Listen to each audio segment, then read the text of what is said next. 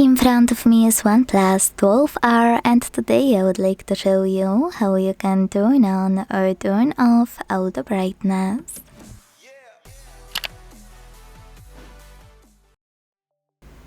Begin by opening settings and scrolling to hit display and brightness available here.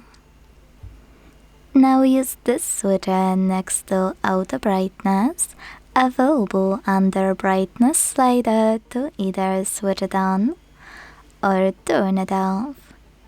Quick tip most people miss that you can also go into tab menu by swiping down from the top right corner of your screen and click on your brightness slider to enable or disable adaptive brightness much faster.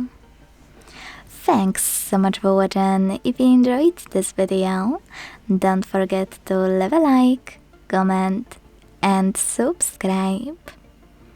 Bye!